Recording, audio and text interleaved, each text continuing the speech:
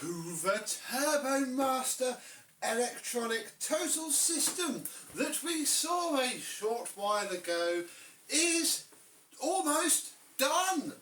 95%. She's a lot shinier now. She works a heck of a lot better. This machine was hiding a big old secret, bless it. But luckily, all came off in the wash. All came good, and now I'm going to show you how she looks, feels and works now. Let's have a look.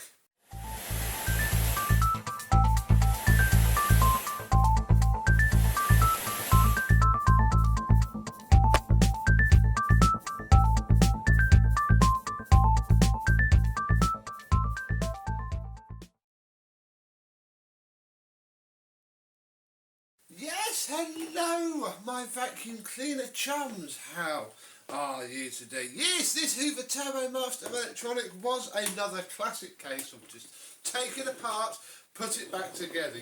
With little new parts needed. This has some new parts and it still needs one more, but we'll come on to all of that later. Yeah, she buffed up okay, bar a couple of deep scratches. Sadly, there's some there.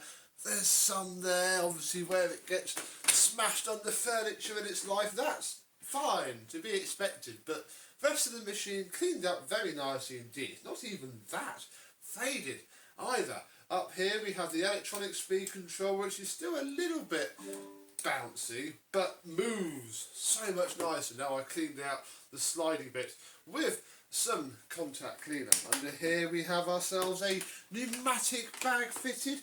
Everything else is very nice. The original bag slide is stuffed down there somewhere for potential future use, and yeah, no more mouldy bag for us. Come along to the side and the hose. The hose. This was where the machine's biggest secret had entered it. They used the machine to clean up mud, for want of a better word. And all that mud, I think, came in via the hose, because this thing took a lot of soaking to stop it from belching out black gunk. And all inside this converter box was also plastered in mud. So yeah, this thing has cleaned up something horrible through its hose, and indeed I'm leaving black fingerprints all over it now. Whoops. A daisy.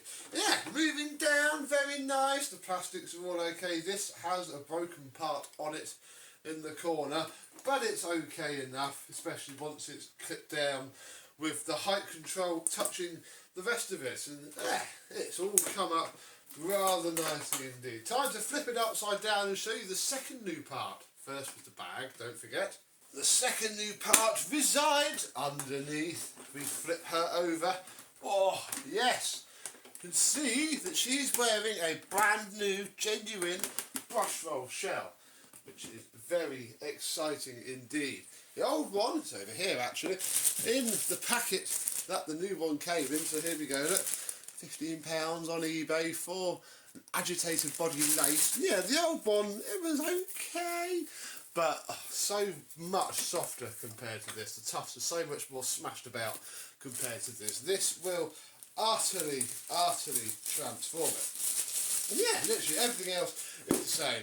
Including the belts, because I'm finding it quite hard at the minute to actually find a set of Hoover Turbomaster belts. I bought a couple of sets.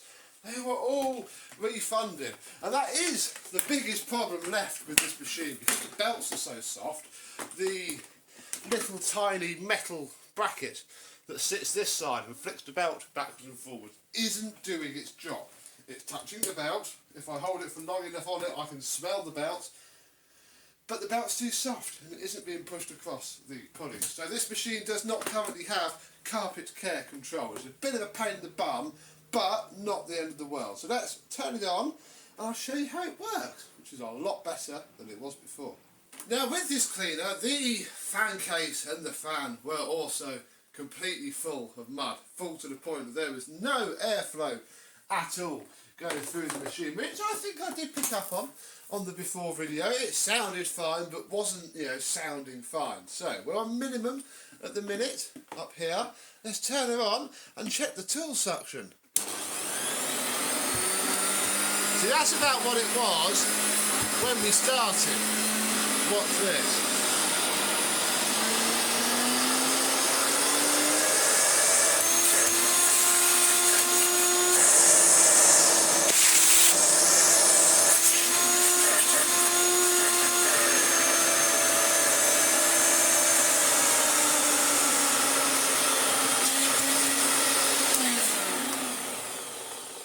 The motor has new bearings, the brush roll has new bearings, everything is clean, spotless, and yeah, this thing has amazing airflow now.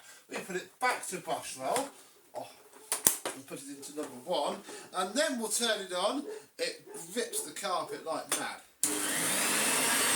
Pulls itself forward, it does. That brush roll is amazing. Still there.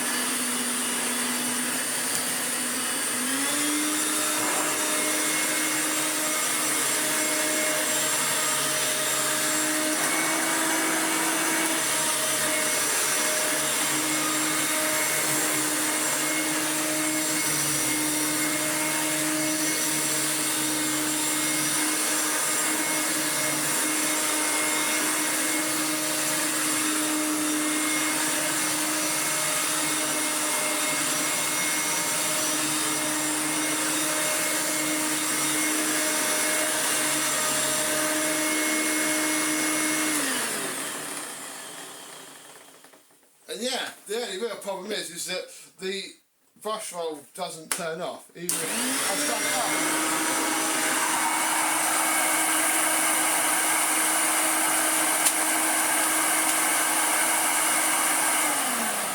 There's just nothing that's happening. Yeah, I think it's purely because the belt is just too soft to be pushed over the pulleys. It is that primitive. So I think the owner can have a job for another day of spending proper actual money on some belts. I was going to buy him some cheap Qualtex belts. I bought him a brush roll, yeah.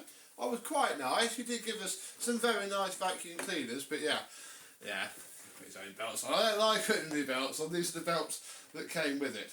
Ah, check that our bag is still fitted. Yes, it is. I mean, you don't need to use the bag door at all.